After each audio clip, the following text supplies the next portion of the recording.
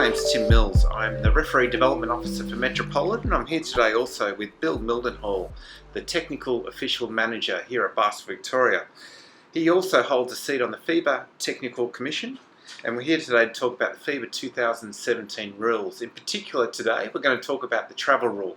In Victoria, we'll start to see these new rules being implemented from late 2017 into 2018. So I guess, Bill, I'd like to kick things up by asking why there's been such a significant change with the travel rule. I guess, Tim, it all came about, I think, part of the endeavours of the FIBA Technical Commission is to try to unify the rules around the world. And one of the most influential areas is obviously the NBA. So they looked very closely at the NBA travel rule and as a consequence decided to sort of adopt pretty much the same sort of rules that they have in place now. And then secondly, one of the areas that was of a concern to the Commission was the fact that the reverse spin move was becoming a more and more popular move and an accepted move by players around the world. And technically, if you were to break it down, a lot of the times when they were making that move, they were in fact re-establishing a pivot foot, which then meant that they were travelling. So the Commission decided that they wanted to maintain that sort of move in the game, and as a consequence decided to try to make some changes to allow that to be acceptable. I think it's really important to note that these changes really only involve players who are receiving the ball or gathering the ball on the move. So previous travel rules still exist when a player is stationary. However, the changes occur, so if a player is gathering or taking control of the ball off the dribble or taking control of the ball from a pass while on the run, that's when the rule changes apply. Thanks, Bill. Obviously now it's a good time to start having a look at some clips, but one of the ones we want to start talking about first is where there's been no change, which is the start of the dribble. Yeah, so the principles still apply, Tim, that a player must be putting the ball towards the floor before they lift their pivot foot to be able to take off. So this rule hasn't changed in any way, shape or form. Thanks for that, Bill. Obviously now a good opportunity to start looking at what's new. Some of the interesting things, we've got some examples here of some layups, some left and right hand layups just from different angles, but perhaps talk us through it, Bill. Yeah, Tim, as you notice here, we've referred to the first step when they take control of the ball as being 0. And then the next movement is the next step, which is step 1 and step 2.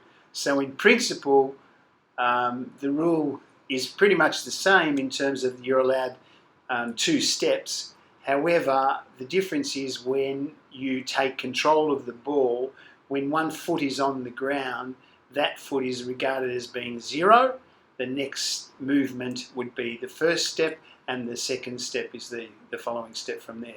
So Bill, if we just look at the next example here, and we'll watch it in normal motion first, but perhaps just take us through frame by frame of how that works. Okay, so the first step, our right foot is 0, second step is the left foot is 1, and the right foot again is the second step.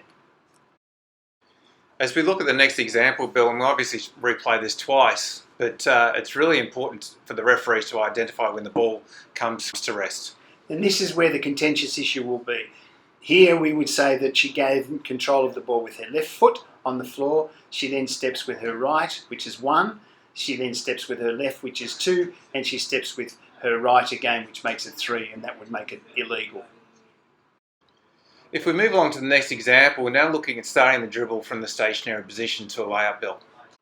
Okay, she's received the ball while stationary. So once she starts her dribble, she must release the ball before she lifts her pivot foot, which is her right foot. The ball is on the way down. She now gathers the ball with her left foot on the floor. 0, 1, 2, and layup.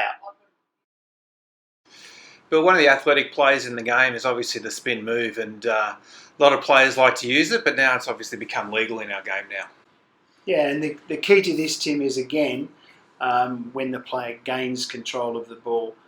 But you may notice that we don't use the term in the rule book.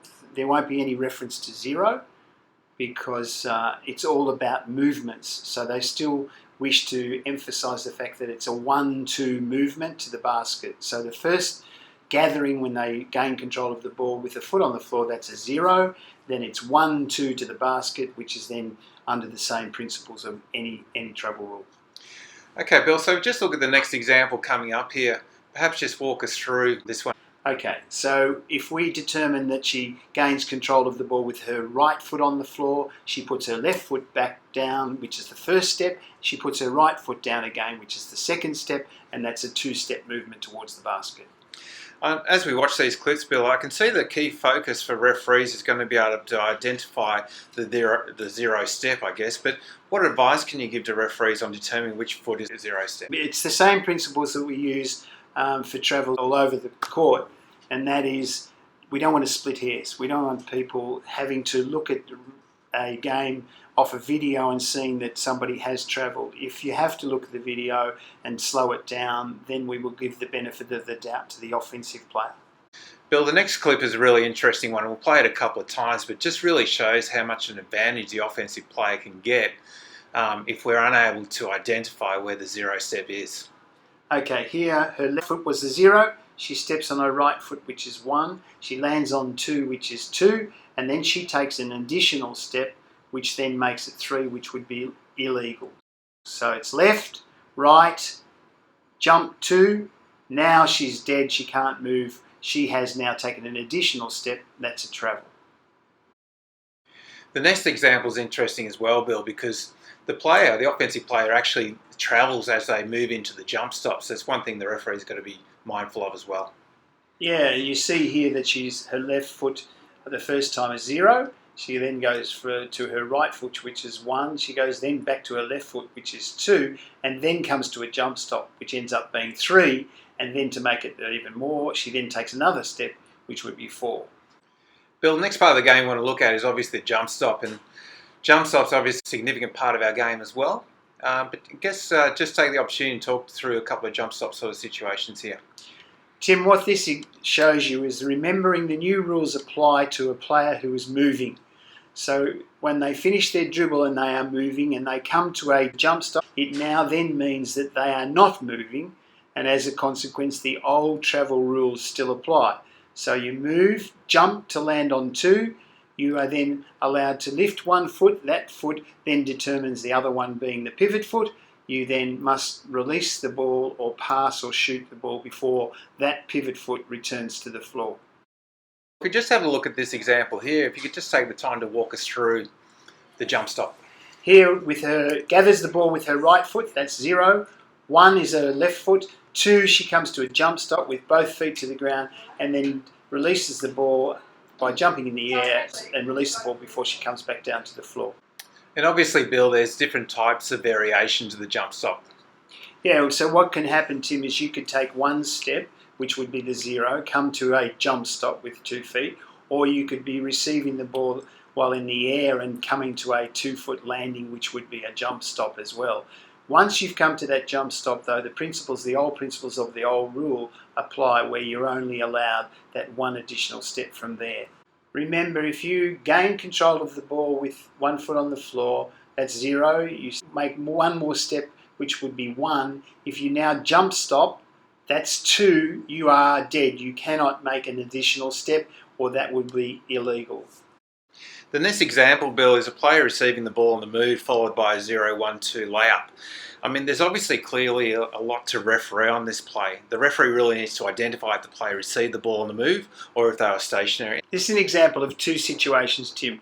Receiving the ball while on the move, 1 foot is on the floor, that's 0. You take another step, which makes 1. Now she must release the ball before she takes her second step to start her dribble. Now she ceases her dribble, gaining control of the ball. That's left foot 0, right foot 1, left foot 2. As we can see, these are massive changes that are occurring to our game with regards to the foot movement of players. The most important thing to remember is this is regarding players who are on the move. This example is receiving the ball while on the move. She has 1 foot on the floor, which is a 0 step. She now then takes the 1 step. But because she now is starting her dribble, she's starting from a stationary position. She must release the ball before she lifts her pivot foot.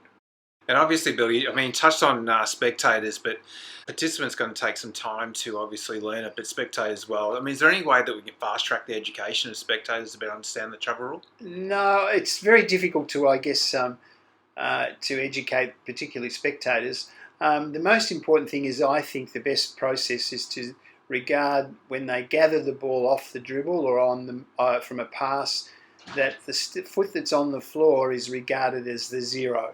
And then if we still maintain the 1-2 movement towards the basket, then that is exactly the way to approach it. Just in closing, Bill, there are obviously a couple of things that haven't changed. So perhaps if you could walk us through those. Well, the key really, Tim, is for referees still to identify the pivot foot. And once having established which is the pivot foot, if that pivot foot re-establishes again, that's illegal. So in our examples here, we have the player jumping on the same foot. That means that pivot foot was then jumped and re-established again. That's illegal.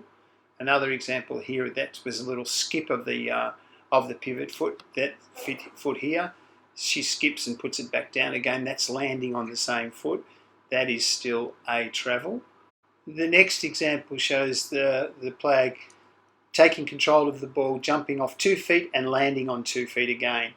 Like a bunny hop, that is still illegal. Thanks for that, Bill. I mean, obviously we'd like to highlight as well that when we went about putting these clips together with both Tegan and also Molly, these aren't one takes. Both players need to practice the moves, so it is going to take time. It is a transition period, not only for players, but also for referees as well. On behalf of Basketball Victoria, we'd like to thank you for watching the video today and look forward to catching up with you soon. Thank you.